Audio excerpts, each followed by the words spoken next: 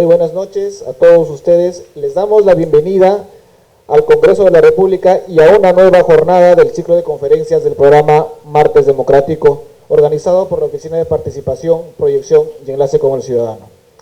Como saben, el programa Martes Democrático es un servicio de conferencias que ofrece el Congreso de la República, el cual está orientado a informar sobre los principales temas del quehacer parlamentario y de importancia nacional, así como también recibir la expresión y demandas de los ciudadanos que participan de nuestras actividades y articularlas con otros servicios institucionales como la participación de los ciudadanos y sus opiniones en los proyectos de ley que se debaten en las comisiones. En esta oportunidad, de acuerdo a diversos acontecimientos que ocurren en nuestro país, donde se ve afectada la institución familiar, el día de hoy se desarrollará la conferencia El Derecho de Familia en la Legislación Peruana. Para tal fin, nos acompaña en esta oportunidad el magíster Manuel Alexis Bermúdez Tapia, a quien le brindamos con un fuerte aplauso, por favor, el señor que está acá, quien es abogado de profesión y magíster en Derecho, con mención en Derecho Civil y Constitucional, estudios de maestría en Derecho Constitucional con doctorado en Derecho, licenciatura en Educación, doctorado en Derecho con mención en Derecho Constitucional, doctorado en Ciencias Sociales y doctorado en Derecho de la Pontificia Universidad Católica de Argentina.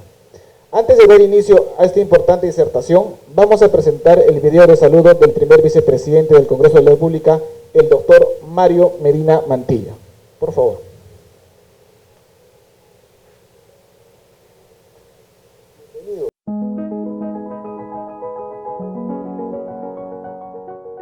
Bienvenidos. Gracias por asistir hoy a este espacio de participación ciudadana. Mi nombre es Mario Mantilla, primer vicepresidente del Congreso de la República, miembro del Grupo Parlamentario Fuerza Popular. En este espacio podrás interactuar directamente con especialistas en temas de tu interés, además de opinar sobre proyectos de ley que se debaten en comisiones. Con tu compromiso generaremos una cultura de conocimiento que facilitará darle solución a diversos problemas de nuestra comunidad. Muchas gracias por su tiempo este martes democrático.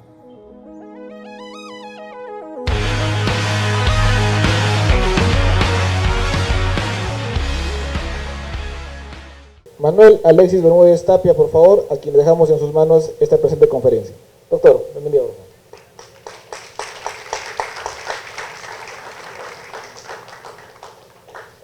En primer lugar, mil gracias al Congreso de la República por brindarme la oportunidad de poder participar con ustedes en una exposición sobre los últimos temas sobre derecho de familia que particularmente importan mucho en nuestra sociedad.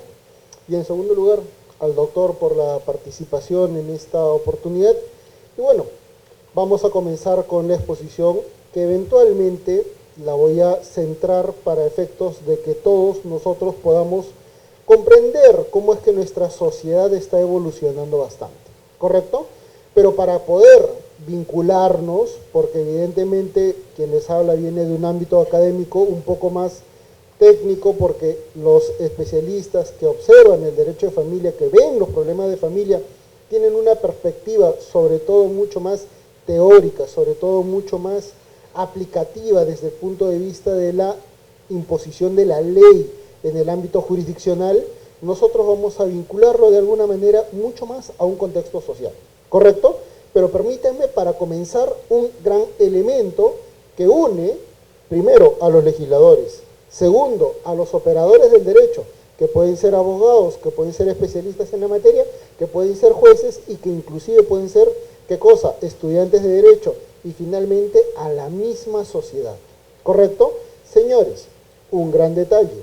Nuestra sociedad, al menos en el Perú, como en toda América Latina, como en todo el sistema en el cual nosotros tenemos un único sistema jurídico, llamado sistema jurídico romano-germánico, canónico francés, esto es Europa continental, más América Latina de México hasta Chile y Argentina, tenemos un único sistema jurídico. Nosotros vamos a ver una sola expresión en términos técnicos a nivel de la ley. La ley es un producto social y como producto social siempre va a responder, en primer lugar, a cuestiones políticas. En segundo lugar, a cuestiones de necesidad social. Y en tercer lugar, a cuestiones coyunturales. ¿Correcto? Y por eso es que normalmente cuando nosotros analizamos temas de derecho de familia, siempre observamos que la ley cambia bastante en lo que significa, ¿qué cosa? Problemas específicos coyunturales. Por ejemplo, violencia familiar. Pero que sin embargo en cuestiones estructurales la ley se mantiene. ¿Correcto? Y ese es un gran error que todos en el ámbito de nuestro sistema jurídico asumimos, pero que lamentablemente no podemos materializar en un proceso de reforma porque existen muchos elementos que no son analizados desde el punto de vista del derecho. ¿Por qué? Porque como les había explicado que la ley es una expresión social, es un producto social, el legislador no siempre compatibiliza sus intereses con los intereses de la sociedad, con los elementos técnicos que van a vincular los resultados, por ejemplo, en un proceso judicial de los conflictos de familia en nuestra sociedad, como también elementos de otras disciplinas, como por ejemplo sociología, como por ejemplo psicología, como por ejemplo antropología, como por ejemplo cuestiones económicas. Y les voy a dar algunos ejemplos como para poder ubicarnos en un único contexto. ¿Les parece? Correcto. Por favor, señores, así en modo coloquial, levanten la mano los que piensan, los que están pensando que un juez, a través de una sentencia, soluciona un proceso de divorcio. Se emite una sentencia y este juez creerá que resolvió el conflicto entre las parejas que se han divorciado. ¿Ustedes qué creen? La sentencia podrá ser pulcra, la sentencia podrá ser absolutamente y técnicamente muy importante. Es más, se podrían generar elementos argumentativos muy técnicos para poder fundamentar una posición. Es más, recuérdese que hace poco, en el año 2016-2017, se generaron, ojo, de 8 plenos casatorios, 3 vinculados al tema de familia. ¿Correcto? 3.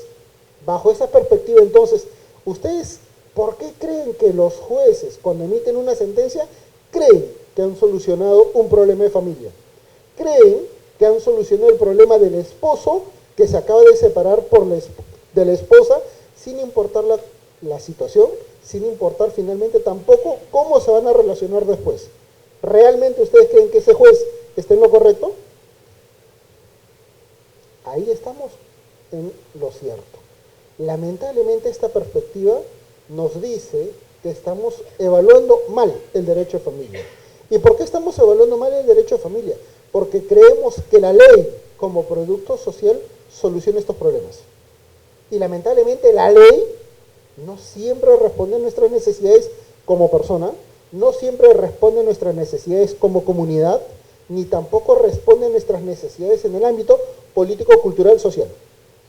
Hay muchísimos elementos que nuestra sociedad nacional al 2017 genera como expresión, como elemento de identidad que lamentablemente no todos han observado.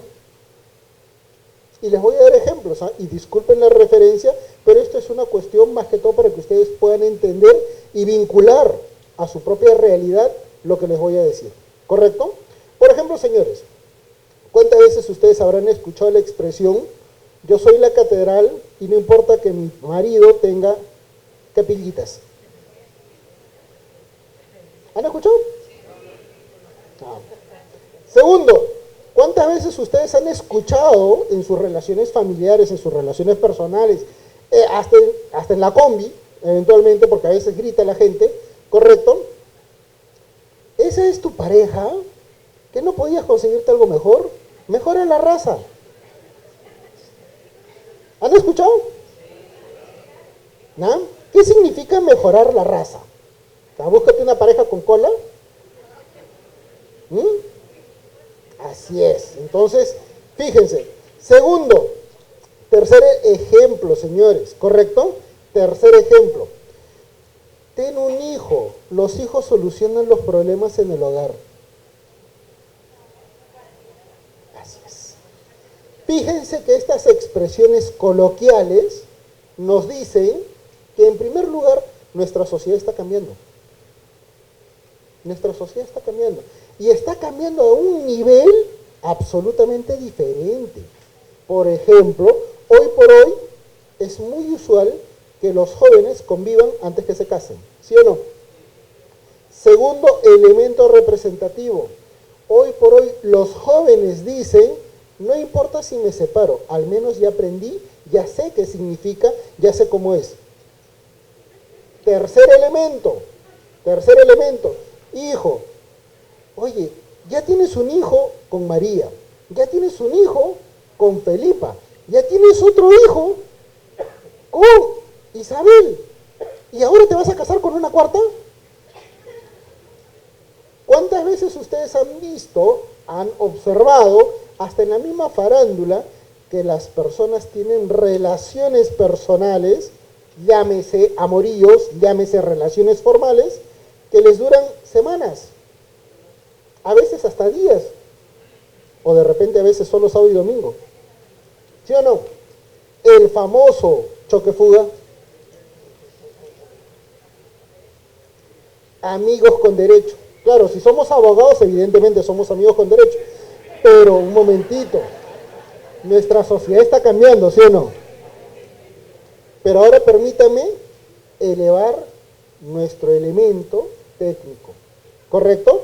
Y señores, sobre la base de lo que les voy a apostar, porque estoy totalmente confiado, les digo, con cargo y testigo con el doctor, al que me sepa responder al menos 3 de 5 preguntas, le regalo un libro autografiado y con fotografía incluida. ¿Correcto? Primera, levante la mano los que sepan qué significa hibrisdofilia.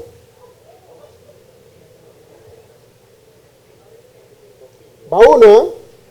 Segundo elemento técnico, levanten la mano los que sepan qué significa síndrome de fertilidad sociomúltiple.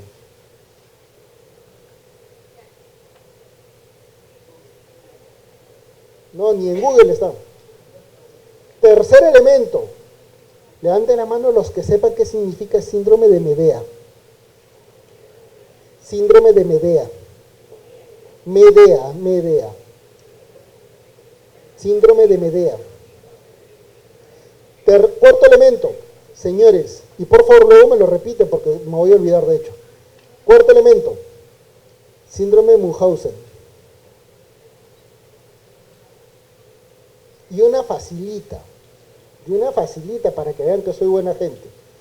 ¿Ah? Señores, ¿alguno de ustedes sabe lo que significa el síndrome Bonnie and Clay? Bonnie and Clay. Bueno, estos elementos que les acabo de mencionar constituyen elementos que en realidad hoy por hoy son muy constitutivos en el ámbito, ojo, de las relaciones personales que conforman relaciones familiares.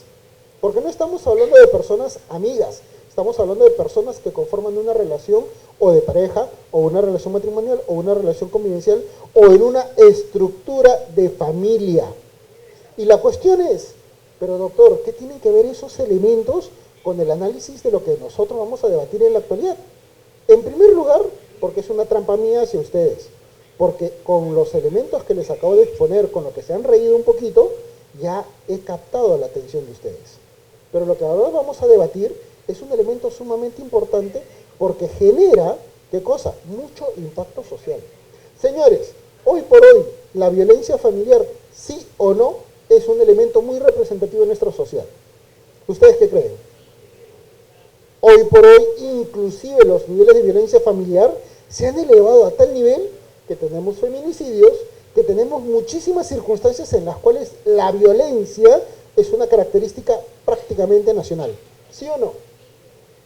Pero ustedes creen que esto es una cuestión de género, ustedes creen que esto es una cuestión de que el varón con la mujer sencillamente se odian, se pelean y no soportan el tema de que se haya terminado una relación para que se genere violencia. ¿Ustedes creen que es esto? Así es. El problema, señores, es tan estructural y es tan complejo que vamos a denominarlo, ¿qué cosa? Como si estuviéramos en un iceberg de violencia, donde todo Lo que se está observando a nivel de violencia es en la parte superior, ¿a qué cosa? A la superficie, sobre el mar, ¿correcto? Y el témpano que está debajo del mar, el que realmente representa el volumen del iceberg, no se ve. Y estas circunstancias se deben principalmente a que nosotros analizamos a nuestra realidad social, principalmente en un contexto temporal muy corto, muy breve. Pensamos que la violencia familiar hoy por hoy asume una situación de conflicto en nuestra comunidad porque sencillamente en los últimos años tenemos más violencia. Señores, nuestra sociedad tiene estos elementos problemáticos donde ni los jueces pueden resolverlo, donde ni el legislador puede resolver, donde ni siquiera los académicos del derecho, de la sociología, de la antropología, de la economía pueden resolverlo. ¿Y saben por qué? Porque cuando los problemas son estructurales, los problemas exigen la participación de otras áreas interdisciplinarias para poder atender un problema social, porque estamos en un problema social, ¿correcto? Y los ejemplos que les había mencionado de búscate una mejor pareja, búscate mejorar la raza, los ejemplos que les había mencionado a nivel de psicopatologías, justamente representan todo lo que nosotros tenemos.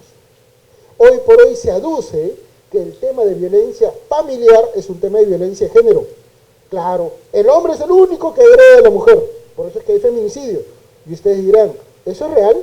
En términos técnicos, sí. El hombre es el que ejecuta violencia familiar hacia la mujer. Ojo, en términos estadísticos a nivel de violencia física, es la que lamentablemente se observa, la que lamentablemente figura en la prensa, ¿correcto? Pero no es la única violencia, ¿correcto? No es la única violencia. La violencia que nosotros tenemos que analizar comprende 3 niveles. Violencia física, violencia psicológica y dependencia económica. Esos 3 grandes elementos son los que nosotros tenemos que observar en forma complementaria para poder, a partir de esa punta de iceberg, ir para abajo. ¿Por qué? Porque si no entendemos el contexto, difícilmente vamos a poder encontrar una solución, ¿correcto?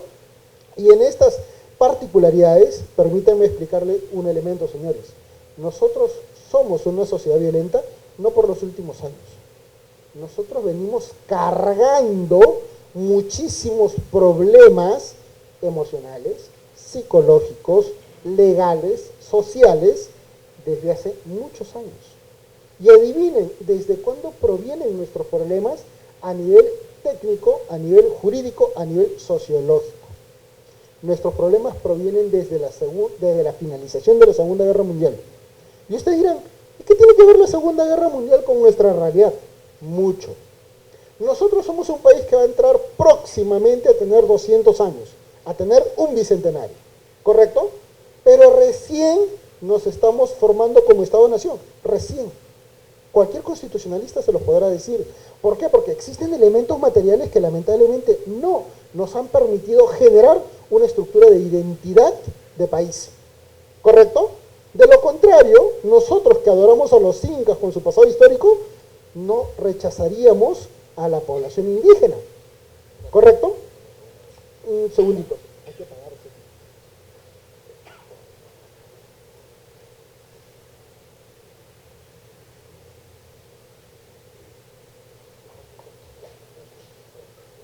Mil perdones, creo que me estaban buscando en temas de violencia. Señores, en esta situación, nosotros recién nos estamos estructurando a nivel de Estado-Nación. Recién nos sentimos identificados, recién nos gusta nuestra comida, recién nos gusta un poco nuestra historia, recién nos damos cuenta que todos tenemos los mismos problemas económicos, políticos, que tenemos los mismos problemas sociales, ¿correcto? Y bajo esa perspectiva recién estamos iniciando una verdadera construcción de país. Muy tarde, pero al menos lo estamos iniciando. Y por eso es que nosotros registramos el inicio de nuestro Estado-Nación al finalizar la Segunda Guerra Mundial. ¿Y saben por qué? Porque solo con la Segunda Guerra Mundial, cuando los países que estaban en conflicto armado necesitaban bienes, necesitaban materias primas, nos vieron. Y en ese momento es que el Estado se comportó como un, ¿qué cosa? Un agente económico exportador. Necesitaban materias primas que nosotros teníamos Y por eso es que se comenzaron a desarrollar las ciudades costeras. Si no me creen, vean Chimbote. Si no me crean, vean Trujillo. Si no me crean, vean Hilo. A partir de ese momento comenzó a generarse la última gran migración del Ande hacia la costa. Y a partir de ese momento comenzamos a tener problemas de violencia. ¿Y saben por qué? Si ustedes conocen Piura, si ustedes conocen Lambayeque con Chiclayo, si ustedes conocen Trujillo, si ustedes conocen Chimbote, si ustedes conocen Lima en su verdadera dimensión, si ustedes conocen eventualmente Ica, podrán observar que las ciudades tienen dos grandes elementos. Una ciudad concéntrica y una ciudad periférica. Totalmente diferente. ¿Me equivoco? Eso comenzó al finalizar la Segunda Guerra Mundial. Se generaron dos ciudades. Los que vivían ahí y los que llegaron ahí. Y eso comenzó a provocar, ¿qué cosa? La exclusión. Por eso es que en Lima se generaron los conos. Por eso es que en Lima comenzó a generarse, ¿qué cosa? La identificación de Lima Norte, cono norte, Lima Este, Lima Sur, cono sur. ¿Correcto? Porque eran ellos diferentes a los de Lima, que vivían en un núcleo metropolitano diferente. ¿Correcto? Fíjese que esa realidad recién se tumbó en el año 2010 en adelante. ¿Y por qué? Porque los centros comerciales comenzaron a llegar a esa zona. Y económicamente esa zona es mucho más activa que Miraflores y San Isidro juntos, inclusive. Véase que lo que les estoy diciendo, que es un tema urbano, que no tiene nada que ver con el derecho, provocó un origen en nuestro problema. ¿Y por qué? Porque la nueva población, ¿ustedes creen que llegó a una zona urbanizable?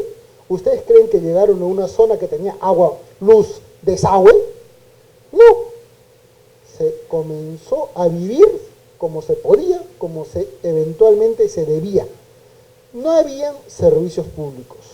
Y a partir de ahí comenzó a generarse una segunda ciudad con una nueva población que exigía, ¿qué cosa? Derechos. Porque trabajaban. Pero no existía, ¿qué cosa? La visión a futuro de parte del Estado y de parte de las municipalidades para atender esa necesidad. De esa década, que estamos hablando de los años 50, fíjese, pasaron los años 50, pasaron los años 60 y llegamos a la década de los 70. Esa gente que ya se incrementó en número, que ya producía, que ya existía en términos económicos, comienza a exigir más derechos. Pero también en el gobierno militar se dan cuenta de un gran inconveniente. La población indígena, prácticamente históricamente abandonada en nuestro país, existía, señores, el tributo indígena hasta inicios del siglo XX, para que vean ustedes cómo se le trataba al indígena, ¿correcto? Comenzó a señalar, ¿qué cosa? Una reforma agraria. Al ejecutarse este proceso de reforma supuestamente para reivindicar derechos, terminó agudizándose un gran problema social, porque el campesino, el indígena que ya era titular de una propiedad, la perdió, porque no sabía manejarla, porque económicamente era difícil de manejar un contexto muy complicado que era típico de qué cosa, de fundos, de zonas feudales prácticamente a cargo de empresariados, ¿correcto? Y esa gente tuvo que volver a migrar. ¿A dónde? A las ciudades, para poder subsistir. A partir de ese momento es que comienza a existir la noción de campesino. No existía el término campesino en nuestro país. Juan Velasco Alvarado la acuñó. Y a partir de ahí comenzamos a observar qué cosa.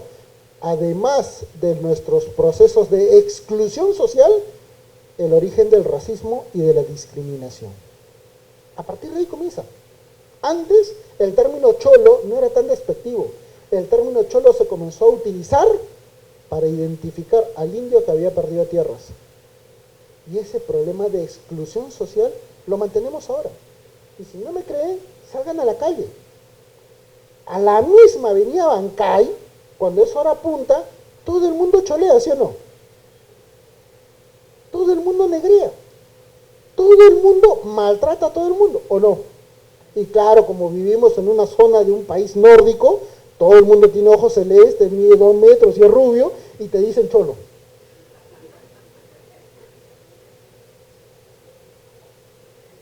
Yo siempre les digo a mucho orgullo, por favor, no me digas cholo, dime chuño, yo soy de Puno. Y este chuno te puede sacar, no digo las siglas porque ustedes lo saben, ¿correcto? Pero hay un gran detalle. Señores, en este momento que ya comienza a surgir la discriminación, el racismo, la exclusión, se genera otro gran detalle. El número de la población peruana se incrementó. A fines de los años 50, el Perú tenía 11 millones de habitantes. A fines de los años 70, el Perú tenía 14 millones de habitantes. Y comenzamos la década de los años 80 con 20 millones de peruanos. Y ustedes dirían, ¿qué pasó en casi 30 años? 7 millones de habitantes, para que vean. Hoy por hoy, 2017, somos 33 millones y seguimos haciendo más. Bajo esta perspectiva, fíjese que el tema numérico es importante. ¿Por qué? Porque cuando llegamos a los años 80, denominado en términos sociológicos la década perdida, ¿por qué? Porque políticamente el Estado no existió, no funcionó y finalmente se deslegitimó porque no podía soportar el costo económico de administrar, ¿qué cosa? Los servicios públicos. El Estado colapsa. Y el Estado colapsa y provoca dos grandes problemas: el terrorismo y la división económica en nuestro país. Quienes son un poquito mayores podrán darse cuenta que lo que les estoy señalando implica, ¿qué cosa? Un elevadísimo conflicto en nuestra sociedad porque no existía economía. Vivíamos muy mal en la década de los años 80, ¿correcto? No solamente por el terrorismo, sino también por la crisis económica. ¿Y eso qué provocó en el contexto familiar? Varias consecuencias. La primera de ellas, ya no habían migraciones masivas, habían migraciones individualizadas. Del Ande se anima, pero una sola persona, generalmente el jefe del hogar. ¿Para qué cosa? Para poder obtener dinero, para poder mantener a la familia en el hogar. O porque eventualmente tenía que emigrar porque si no lo mataban. ¿Quiénes? Los terroristas. Se generó por primera vez en nuestra historia la división de la familia tradicional. Ya no existía la familia, ¿qué cosa? Monotemática. Ahora existía la familia dividida o separada. Pero ojo, no divorciada. Porque no se habían divorciado, eran separados. ¿Correcto? Y comenzaron a generarse nuevos problemas. Como por ejemplo, la aparición de la mujer económicamente activa. A partir de 1980 en adelante, la mujer por primera vez participa en la vida de nuestro país. Ustedes dirán, no doctor, ya en los años 50 ya tenía derecho al voto. Así es, tenía derecho al voto, pero no podía trabajar. Es más, si es que ustedes no me crean, vean y lean el artículo del Código Civil, no les voy a decir el número para que ustedes lo busquen por curiosidad, pero búsquenlo, en el que, ojo, el Código Civil dice, Código Civil del año 84, que un cónyuge tiene que recibir la autorización por escrito para poder trabajar. Evidentemente no dice género, pero todos entendían que era la mujer que si quería trabajar tenía que tener el permiso del marido por escrito. Yo suelo dictar en clases de posgrado y en universidades y tengo muchas juezas, alumnas, y como normalmente los jueces creen que tienen la razón en todo, siempre les digo, por favor, léame el artículo tal, y les digo, señora jueza, ¿usted tiene el permiso de su esposo para trabajar? Y me dice, pero doctora, ese artículo no se aplica. Yo le digo, doctora, ¿y ese artículo se ha derogado? Y me dicen, no. Ahí tenemos, para que vean una consecuencia de que nuestra sociedad está mal. Para algunas cosas vamos bien, para otras cosas nos hacemos de una vista gorda increíble.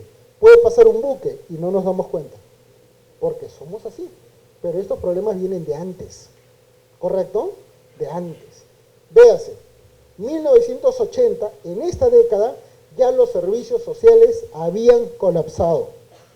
No existía Estado. La violencia social era tan elevada que sencillamente la sociedad nacional comenzó a generar nuevas formas, ojo, de subsistencia. ¿Por qué? No había plata. En el hogar la mujer comenzó a trabajar, primero produciendo textiles, por eso existe Gamarra, comenzó a formular microempresas, por eso existe Huaycán, por eso existe Villa de Salvador, por eso existen los emporios empresariales en nuestra Lima metropolitana. No por el varón, por la mujer, para que vean. La mujer siempre tuvo esa iniciativa por una cuestión muy sencilla. La visión machista del hombre de poder proveer recursos económicos se había agotado. El marido no tenía trabajo, no tenía ingresos, por lo tanto tenía que ser, ¿qué cosa? Apoyado. Y la mujer, para poder generar subsistencia al hogar, generó una capacidad muy importante y que lamentablemente poco se ha analizado y se ha valorado, porque la mujer participa y participa mucho, y a veces mucho más aún cuando en esa época, gracias al terrorismo, muchas madres comenzaron a hacer, ¿qué cosa? Jefas de hogar. Comenzaron a generarse las familias monoparentales a cargo de la mujer. Y si ustedes no me creen, pregúntenle a personas un poco mayores. En los años 80, la existencia de una mujer separada, con hijos, era mal visto. Una mujer soltera con hijos era peor mal visto, ¿sí o no? En esas realidades es que la mujer luchó no solamente contra la sociedad, luchó contra la ley. Y si no me creen, vean otro artículo del Código Civil. La presunción pateris, presunción de paternidad en nuestro Código Civil, señala dos grandes elementos en un solo párrafo.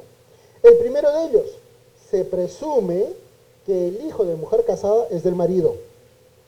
Hasta ahí nadie estaría de acuerdo, ¿sí o no? Todos estarían evidentemente en apoyo a esto. Pero en la última partecita, vean lo peligroso que es para la mujer, en particular para su dignidad. Dice, no importa la declaración de la mujer. Esto es, si la mujer dice que el hijo es de otro, no importa. O si es que la mujer es declarada adúltera. No importa. Igual el hijo es del marido. Y eso sucede en nuestra actualidad. Cuando a veces ocurren separaciones, la mujer tiene una nueva relación, tienen un hijo con la nueva pareja, van a inscribir y en RENIEC, ¿qué les dicen? Usted no puede inscribir al señor porque usted está casada. Y señores, estos problemas se ven constantemente en el Poder Judicial.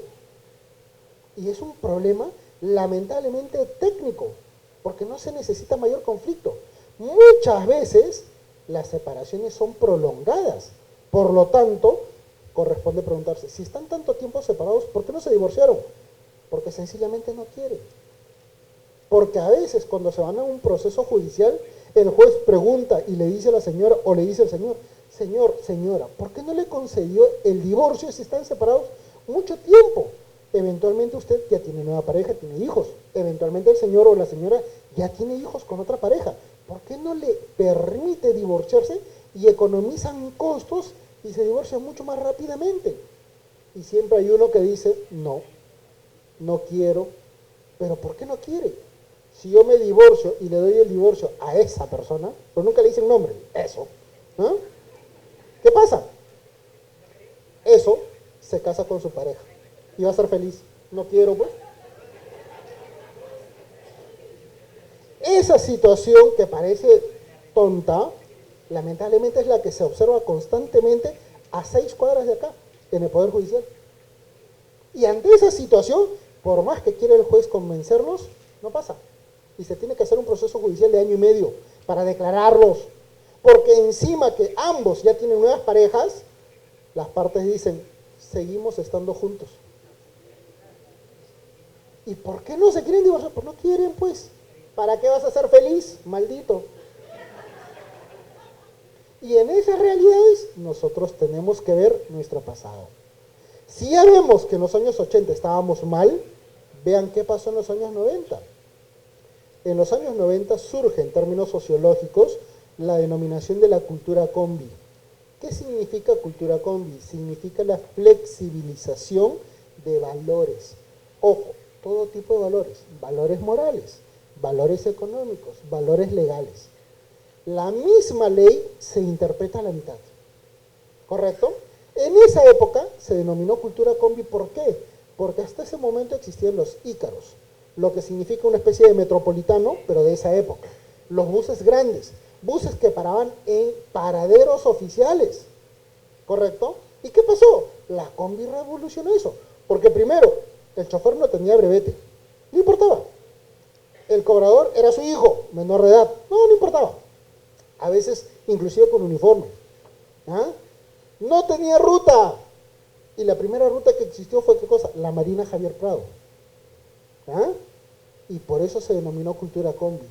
Porque la combi revolucionó nuestra manera de ser en la sociedad. Y señores, ¿por qué se permitió esto?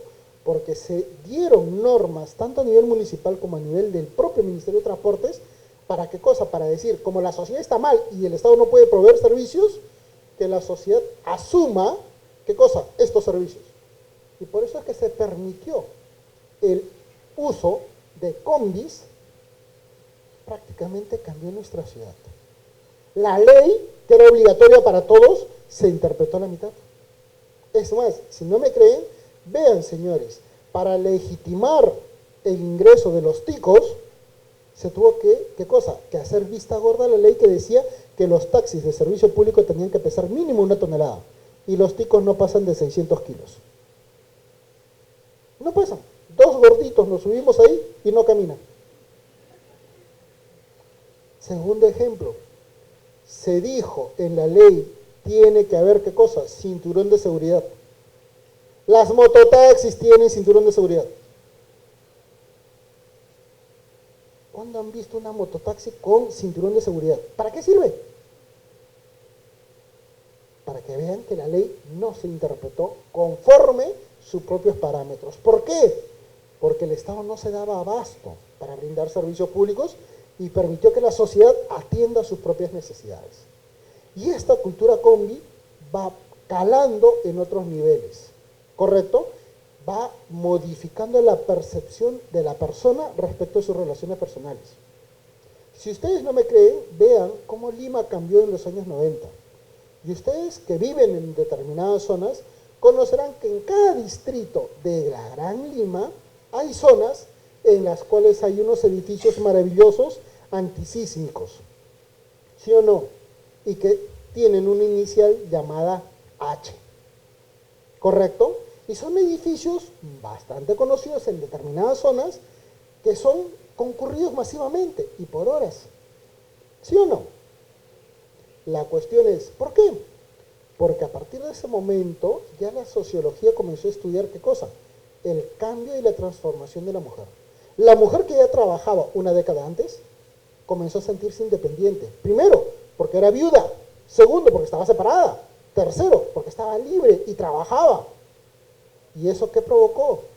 La última de sus independencias, su independencia sexual. Y la cuestión es, ¿qué tiene que ver esto con derecho a familia? Muchísimo. Porque hoy por hoy uno de los grandes elementos en la violencia familiar se debe principalmente a la percepción machista del hombre hacia la libertad sexual de la mujer. ¿Qué es lo que dicen normalmente los feminicidas respecto a sus hechos? No quería regresar conmigo, seguramente estaba con otro. Y ante esa perspectiva, ante esa valoración, su nivel de violencia se incrementa. En este contexto, véase que ya nosotros hemos ido cambiando de ciudad, de sociedad, de modo de vida cultural, de modo de vida y de percepción individual de la sexualidad. Y todo eso confluye en lo que nosotros ahorita estamos viendo. Y si no me creen, vean ustedes la propia legislación.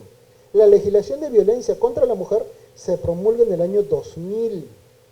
Hasta el año anterior, si el varón le pegaba a su esposa y la esposa se quejaba, por ejemplo, ante su madre le decía, pero hijita, algo habrás hecho.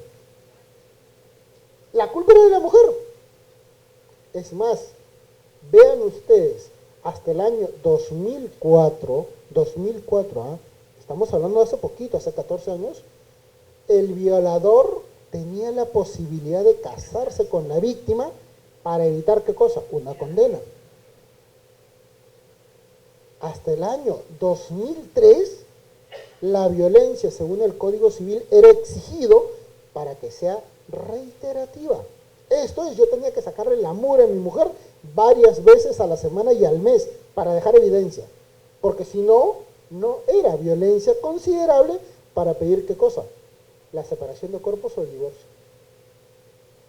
En este contexto de evolución, nosotros llegamos a nuestra época contemporánea y decimos, ¿y todo lo explicado que tiene que ver con el derecho de familia? Mucho. Es más, fundamenta todo. ¿Por qué? Porque, señores, en el ámbito jurídico, nuestro Código Civil del 84, fíjese, tiene que analizarse desde su época de promulgación, 1984, más el Código del Niño y Adolescente, 2000, más determinadas normas que han sido aprobadas entre el año 2006 al 2011. Por ejemplo, la ley de ADN para el tema de filiación, para el tema de alimentos. Y toda esa perspectiva en el año 2018. ¿Ustedes creen que esa ley de esas épocas servirá para el año 2018? Así es. Esa legislación quedó desfasada. A tal nivel, señores, que nuestro Código Civil todavía mantiene el hijo alimentista. ¿Quién es el hijo alimentista? El hijo que no pudo ser, ¿qué cosa? Verificado en un tema de filiación con una persona. ¿Y por qué? Porque no se pudo probar el vínculo sanguíneo. Solo se pudo acreditar, ¿qué cosa? La relación sexual que hubo entre su madre y el presunto padre. Porque así sale, presunto padre. Y sobre el cual no existe, ¿qué cosa? Derechos de sucesión. Hoy por hoy, si tenemos el ADN, ¿para qué queremos una presunción de paternidad? Basta con que se ejecute, ¿qué cosa? Una prueba de ADN, ¿sí o no? Vean que la legislación no ha cambiado. La legislación es uno de nuestros principales problemas, ¿correcto? ¿Y por qué? Porque esta ley, este Código Civil de 1984, adivinen, proviene de un código bastante anterior, 1860. Y este código, en el libro de familia, que es prácticamente lo mismo, de 1860, adivinen de cuándo proviene, 1804, Código Civil de Napoleón. Y adivinen, el Código Civil de Napoleón es una copia fiel del Código de Justiniano, que fue escrito en el año 600 después de Cristo. Y el Código de Justiniano fue la compilación, en esa época romana, de las instituciones del derecho civil y del derecho de familia que existía desde el siglo V antes de Cristo. En términos reales, si ustedes revisan el contenido del Código Civil en el libro de familia, van a ver que prácticamente el 70% de su articulado proviene de las reglas y principios del derecho romano. ¿Y qué ha cambiado en casi 25 siglos? Nuestra sociedad. Por eso comencé a explicarles que la ley es un producto social. Y si la ley no entiende estos cambios sociales, la ley no va a ser, ¿qué cosa?, tomada en cuenta. Por eso es que existe violencia familiar. Por eso es que existen procesos judiciales que no logran tener el efecto positivo deseado. Por eso es que existen situaciones en las cuales las parejas se separan, pero no se divorcian. Por eso es que existen situaciones en las cuales mujeres no reclaman los alimentos porque saben que el proceso demora mucho en el Poder Judicial o porque saben que el marido va a terminar renunciando a su trabajo para no dar alimentos. Y comienzan a surgir nuevos problemas, y problemas muy específicos, pero que se van masificando. Y al existir esta masificación, señores, se genera un gran problema ya no teórico, un tema de gestión de Estado, de gestión de recursos públicos en la prestación de un servicio muy importante, que es justicia. Señores, a partir del año 2014, estamos hablando de hace 4 años, 2014, el primer ámbito o especialidad que tiene más expedientes judiciales en el Poder Judicial es la especialidad de familia. Desde el año, ojo, 2014, los temas de derecho de familia, desde divorcios hasta violencia familiar, constituyen aproximadamente un 36.8% del volumen total de procesos judiciales. En segundo lugar están los procesos penales, con 34.6%. Y la diferencia es de 2 dígitos. Y adivinen cuántos expedientes se manejan al año en el Poder Judicial. 5 millones. Estamos hablando en términos reales de qué cosa, de casi aproximadamente 1.800.000 expedientes en temas de derecho de familia. Y en ese 1.800.000 expedientes, adivinen, el 30% de esos procesos cae en cuestiones de abandono procesal, ¿ya? Y cae en situaciones de ¿qué cosa? De desistimiento. Y la cuestión es, ¿por qué? Porque, señores, los procesos demoran mucho. ¿O ustedes creen que son rápidos? Segundo, ustedes pueden hacer la proyección de resultados de un conflicto, pero no pueden proyectar el resultado de una sentencia, porque no confían en los jueces, ¿sí o no? Eso se llama impredictibilidad, y ese es un costo muy elevado de nuestra sociedad. Y en estos elementos, las partes que se pelearon en el año 1, que las partes en el año 2 ya no saben qué hacer, al año 4 ya no les importa que se resuelva. Al año 5 prefieren, ¿qué cosa? Negociar directamente sus conflictos para evitar ir al Poder Judicial. Y señores, esto provoca una situación muy particular. Provoca dos niveles paralelos, pero que al final son complementarios, que se llama tiempos y personas que intervienen en el conflicto familiar. ¿Correcto? ¿Por qué? Porque las separaciones, los problemas de familia pueden ser de todo nivel. Pueden ser desde las clásicas, no me comprendes, no me prestas atención, hasta problemas inclusive de violencia familiar, casi al nivel de ¿qué cosa? De feminicidio o de violencia familiar grave. ¿Sí o no? Puede ser de todo. Ay, no me quieres, me estás viendo gorda, me estás viendo gordo. Desde esos detallitos hasta lo más grave. Y se va generando un primer tiempo. Ese primer tiempo en el que ya surgió el problema se llama procrastinación. Y dura 2 años aproximadamente. Y si no me creen, vean su realidad. Vayan a su comunidad, en su familia y pregúntense y vean que las parejas que se han separado nunca hacen procesos de alimentos ni de divorcios en forma inmediata. ¿Por qué? Porque dicen, no, yo no quiero verlo, ya no me importa. Que haga su vida, yo haré mi vida, no quiero ni verlo, no quiero saber de él. Procrastinación significa dejar hacer algo urgente para un tiempo después. En otras palabras, no quiero saber de esa persona. Pero como los tiempos cambian, esa persona nunca se queda sola. Y comienzan a surgir nuevos problemas. El segundo tiempo ya es la crisis familiar. Se reclama. ¿Sabes qué? El niño va creciendo, necesita recursos. ¿Sabes qué? Ya es momento de fijar un régimen de visitas porque tú no vas a venir a mi casa cuando tú quieres, ni tampoco vas a dar lo que tú quieres de pensión de alimentos. Y esto dura 2 años. A esa crisis surge un periodo de crisis mucho más compleja que se llama conflicto familiar, en el que ya no están solamente ex marido, ex esposa, ya está la propia familia, porque la familia en nuestro país se involucra, ¿sí o no?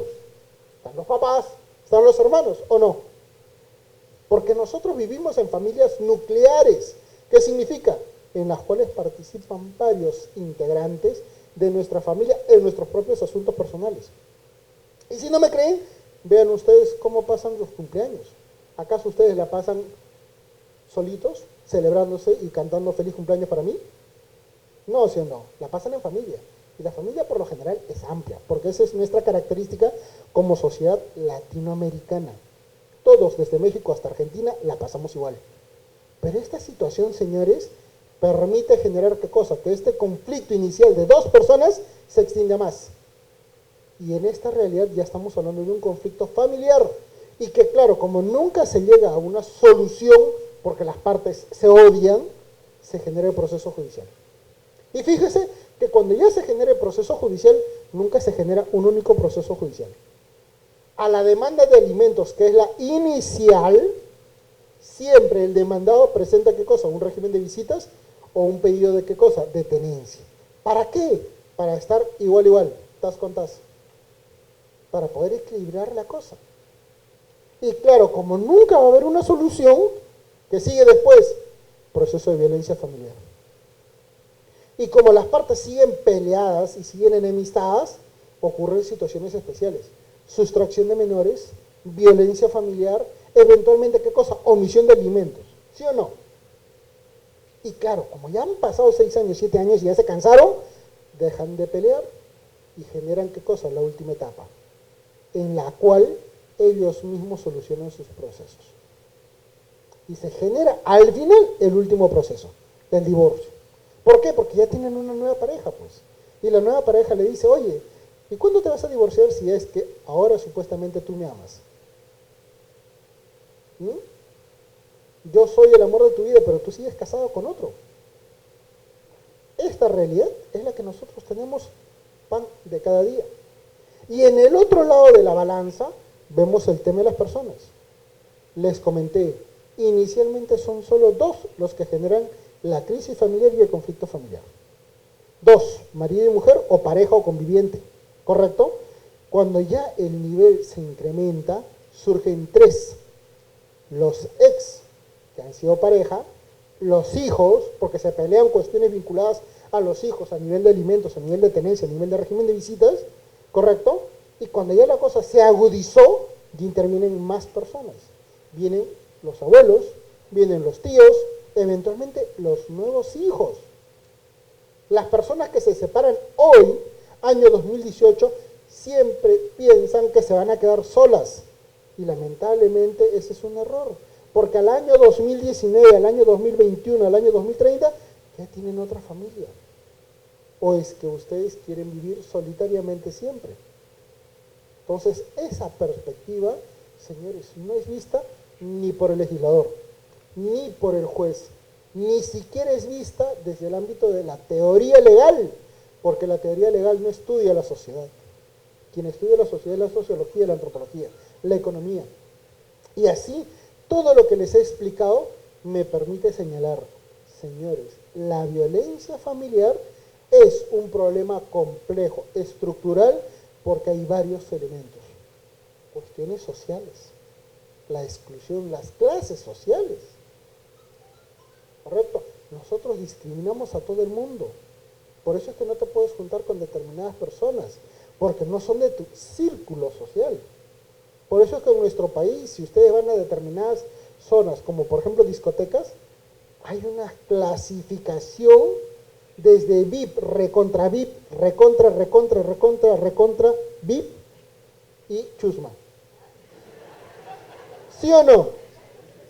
Y bajo esas perspectivas, todos en nuestra sociedad tenemos diferentes factores.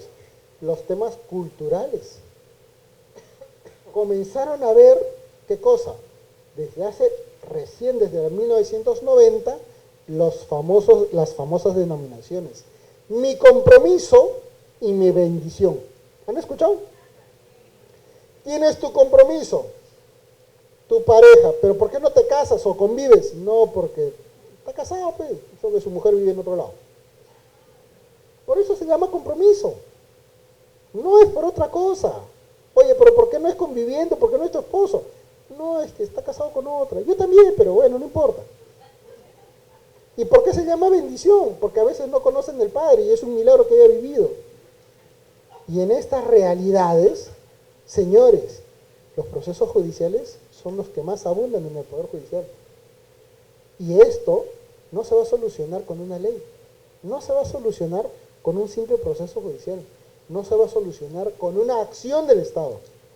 El problema es mucho más complejo. Es grave, porque implica nuestra propia percepción de personas en nuestra comunidad. Si ustedes van ahorita a la avenida Bancay y ven a una persona tirando basura en la calle y le dicen, señor, ¿por qué bota basura si hay tacho? Te manda a rodar, ¿sí o no? Si ustedes están viendo en el vehículo en el que están un semáforo rojo, sabiendo que hay semáforo rojo, el de atrás te toca para que avances, ¿sí o no?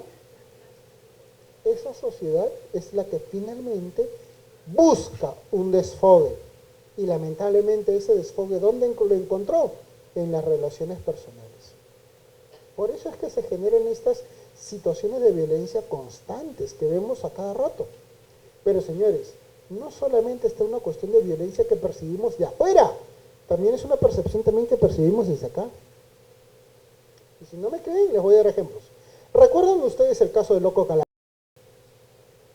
El que en Ayacucho, un señorito, hijo de autoridad política, zamaqueó a una chica y la arrastró por todo el hotel. ¿Recuerdan?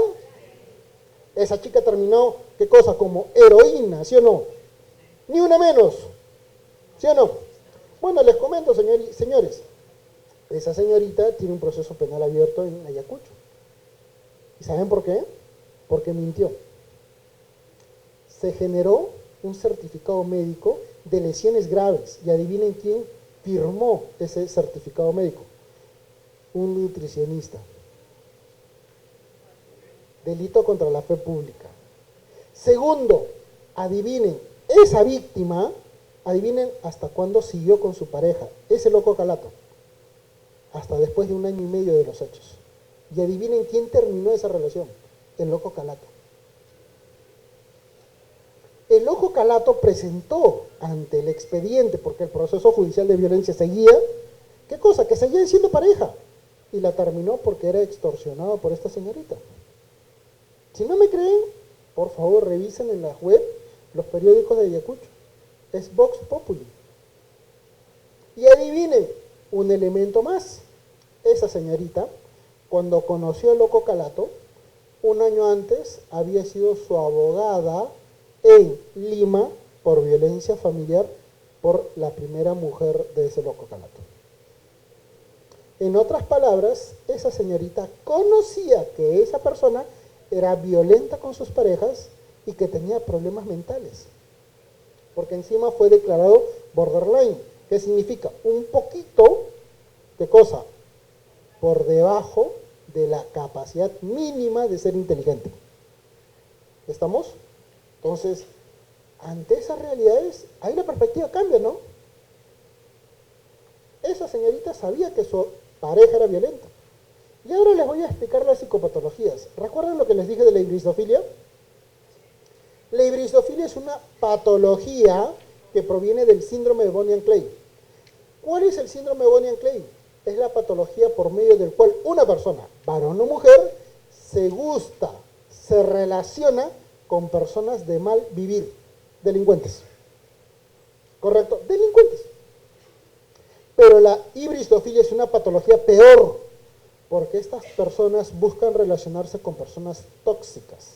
Por eso ustedes pueden ver, por ejemplo, en sus comunidades, en sus barrios, en sus trabajos, que señoritas bien, que de repente jovencitos estudiosos, inteligentes, dedicados, con una familia sólida, se relacionan con parejas sumamente tóxicas.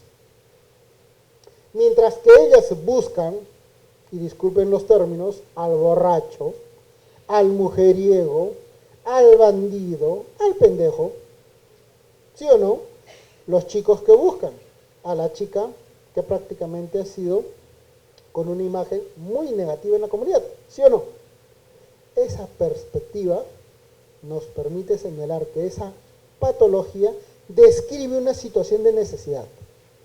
Como tienen una situación personal muy complicada de entender, buscan relacionarse con una persona que no les entienda, sino que sencillamente comprende esas situaciones temporales, porque en realidad esas personas abusan de estas personas con problemas psicológicos por un momento. Por eso es que hay personas que insisten con personas totalmente nefastas, con borrachitos, con bandidos, con mujeriegos. Y dicen, no, era mujeriego antes, ahora me quiere a mí, ahora es fiel. Va a cambiar. ¿Cuándo va a cambiar? No sé, ya el próximo mundo tal vez. Pero no, va a cambiar. ¿Sí o no? Entonces, yo sé, por favor, no es una confesión, pero esto sucede en nuestra comunidad. Y lamentablemente esas perspectivas se ven constantemente en el Poder Judicial. ¿Y qué tiene que ver con los procesos judiciales? Que esas personas que generan estos problemas generan fertilidad sociomúltiple. ¿Qué significa la fertilidad sociomúltiple? Que para retener a la pareja, así es. Por eso es que a veces hay personas que tienen hijos con 1, con 2, con 3 personas. Y por eso le llaman bendiciones del santo 1, santo 2, santo 3. Y siempre con el mismo perfil. Y viven de eso. El síndrome Medea, ¿se acuerdan que les había comentado? Es una patología por el cual se representa en febrero o en diciembre. Y estamos próximos a febrero. ¿Y en febrero qué se celebra? Así es, no, el Día de los Enamorados, no, el Día del Amor. Así es, y el día 13 de febrero es el Día del Amante, ¿sí o no? Pero señores, ¿por qué es importante entender esto? Porque señores, si no me creen, guárdenlo y apúntenlo. Van a ver que en esa semana del Día de los Enamorados, muchas mamás van a matar por envenenamiento a sus hijos, menores de 6 años. ¿Y saben por qué? Porque justamente en esas fechas y en Navidad, los maridos las dejan por otra. Y en venganza, muchas mamás envenenan a sus hijos menores de 6 años. Y siempre pasa. Y ojo, para envenenar a alguien, tú necesitas ir a una tienda a comprar, ¿sí o no? Tú tienes que hacer una preparación y luego tienes que suministrar eso. O sea, lo haces conscientemente. Y cuando son detenidas estas señoras, dicen, no, es que estaba en shock. Y son liberadas. Son liberadas. Porque los jueces dicen, no, hay una situación de extrema situación que les ha provocado shock. Un momentito, y cuando compraron, cuando hicieron la leche con veneno, cuando les dieron el biberón, ahí sí, no tenía shock. No, pues, ahí se ve una percepción muy nefasta de la justicia, porque justamente la ley evalúa un tema legal, no un tema social. Y lamentablemente ahí estamos fallando, ¿correcto? Y fíjense que estas psicopatologías se expresan en términos mucho más suaves en el síndrome de Munchausen. ¿Cuántas veces ustedes habrán visto a personas que ya tienen una crisis familiar totalmente grave, que dicen, si me dejas me mato? Si tú me dejas, nuestro hijo se va a morir. Que tiene, ¿qué cosa? Que ir al psicólogo, que tiene que tener medicinas, que tiene que tener vitaminas, porque si no se muere, porque tú lo has abandonado, maldito. Ese síndrome de Munchausen lo vemos constantemente, solo que hacemos vista ciega, porque no nos importa, porque no analizamos la realidad de las cosas. Y señores, esto está provocando que nuestra sociedad tenga un gran problema de salud mental. Somos muy, ¿qué cosa? Proclives a reaccionar violentamente. Rechazamos las situaciones de negociación porque no nos interesa negociar, porque nosotros excluimos a los demás. Y en esta sociedad es la que nosotros vemos que la familia va cambiando. Y la familia va cambiando no porque quiera, va cambiando porque las personas asumen situaciones de egoísmo, porque las personas asumen unas condiciones de exclusión frente a la pareja. Por eso es que conviven y, ¿qué cosa? Dicen que tienen que trabajar en provincia, ¿no? Y en realidad tienen otra casa. Y si no me creen, fíjense, señores, ¿recuerdan ustedes a Macuco? Un cantante de cumbia norteña. ¿Recuerdan? Así es. Describámoslo. 1,10 m, ¿sí o no? 1,30 m de ancho. ¿Ah? Estéticamente, bien feo, ¿sí o no? Muere. Esto es un tema real, ¿ah? Esto es un tema real. Muere. La viuda, murió joven, lamentablemente, lo va a enterrar.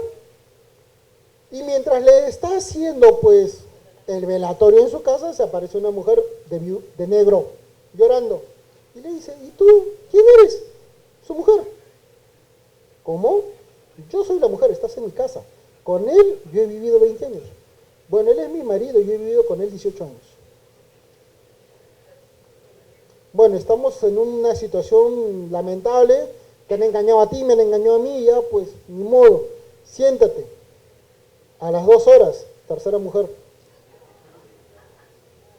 llorando. ¿Y tú quién eres? Mi marido se ha muerto 15 años, quiero llevarme el cuerpo. Esposa 1, esposa 2, haz tu turno. 2 horas después, ya estando en la noche, ustedes saben que en la noche se sirve comida, ¿sí o no? Sirviendo y se aparece una mujer. Yo, ¿dónde ayudo? Porque tengo que atender a la familia de mi esposo. ¿Cuál esposo? Yo he vivido con él 10 años. A la mañanita se aparece otra mujer. Yo he vivido con él 6 años. Salen al cementerio y llorando, arrodillado una mujer. Mi marido. Hace 4 años estoy con él. Y ojo, toditas vivían con él. ¿Ah? Y ninguna sabía. Llega, cementerio, lo están enterrando y se aparece, no, un momentito, déjenme despedirme de mi marido. La última, con bebé en brazo. Parece ridículo, pero en realidad esto sí pasó. El señor tiene como 20 hijos. Y todos lo amaban, ¿ah? Para pelearse a ese nivel. Habrá sido chiquito, feíto, horroroso, pero algo tenía. La cuestión, no, ni crea, a ninguna, todas le daban pensión de alimentos en demanda. A ninguna mantenía. Y todo el mundo decía, todas las mujeres decían, no vivía conmigo porque se iba de gira. Llegaba a una casa, después se iba a otra casa y al final nunca llegaba a ninguna, pero atendía a todas. ¿No? Era democrático. La cuestión es, en estas situaciones de perspectiva, ¿ustedes creen que nuestra sociedad está a la altura para poder atender estas soluciones? ¿Cuántas veces ustedes han visto, oye, ¿qué pasó con tu novio? ¿No te ibas a casar? No, era casado. Ni siquiera el DNI está actualizado, ¿sí o no? Los DNIs no dice cuántos hijos tienes, ¿sí o no? Así es, para saber cuántas bendiciones tienes. Pero no. Inclusive hasta las propiedades. Vayan a una notaría. ¿Cuánta gente dice, ¿saben qué? Mi DNI dice soltero, pero hemos comprado este carro, hemos comprado esta casa? ¿Sí o no? A veces las personas conviven, construyen un segundo piso, un tercer piso y se separan. ¿Y qué pasó con ese segundo piso, con ese tercer piso? Que figuran todavía con el dato registral de los abuelos de uno. Los problemas familiares están pasando. Y ha pasado en el Tribunal Constitucional el caso de 2 viudas. Y las 2 reclamaban, adivinen qué cosa, la condición de socia viuda del Regatas. No les importaba la sociedad de gananciales, ¿eh? Las 2 se peleaban el título de ser socia del Club Regatas por viudez. Y el Tribunal Constitucional magistralmente les dijo, ese es un tema del Poder Judicial, y no lo resolvió. Entonces, señores, esta realidad que les estoy explicando no es una realidad de biblioteca, no es una realidad de libros, no es una realidad de teorías. Ustedes se han reído, pero en realidad los problemas son mucho más graves, porque nosotros tenemos familiares que pasan esas circunstancias. Y en esas realidades conviene señalar, ¿cómo estamos afrontando este problema en derecho de familia? ¿Lo hacemos bien? ¿Lo hacemos negligentemente o no nos importa? Y acá viene una última perspectiva final. Muchas veces los conflictos de familia son mal vistos por nosotros mismos. Vemos una pareja peleándose y normalmente se dice, no te metas en lío de 2, el tercero sobra, ¿sí o no? Porque lo consideramos privado, lo consideramos íntimo, cuando en realidad esa pelea ya es pública, porque está afectando derechos. Y sin embargo nosotros en nuestra percepción consideramos que eso es algo totalmente íntimo o privado, por lo tanto no tenemos que meternos. Por eso es que muchas veces cuando personas conocen una situación de gravedad, no le quieren comunicar a la persona afectada, porque dicen, no me quiero involucrar. Y en esta situación, señores, ni la ley, ni la práctica judicial, ni nosotros mismos, los 3 grandes elementos que analiza el derecho de familia, estamos correctamente. ¿Estamos actuando mal? Sí. ¿Existe una solución? La primera solución que podemos analizar es ¿qué cosa? Comprender que estamos en un proceso de cambio y que lamentablemente la ley tiene que ser cambiada constantemente porque la ley cambia rápido debido a que la sociedad cambia rápido. Y tenemos que entender que estos jueces tienen que entender una perspectiva totalmente diferente. No pueden pasar un proceso judicial 4 años. Un proceso de alimentos demora 1 año y medio en Lima, cuando debería ser rápido, ¿sí o no? Entonces, la realidad nos dice, señores, no es necesario leer libros, no es necesario cambiar o reformar toda la ley. Primero es necesario vernos y vernos cómo somos en nuestra sociedad para entender recién cómo tenemos que aplicar un derecho de familia que nos permita, ¿qué cosa? Tener una sociedad sana. Y para tener una sociedad sana necesitamos, ¿qué cosa? Salud psicológica. Y esa salud psicológica exige que primero sepamos comprender a los demás para evitar discriminación, racismo, exclusión y principalmente para poder tolerarnos entre nosotros. Y señores, con la tolerancia, este país va a cambiar. Muchísimas gracias.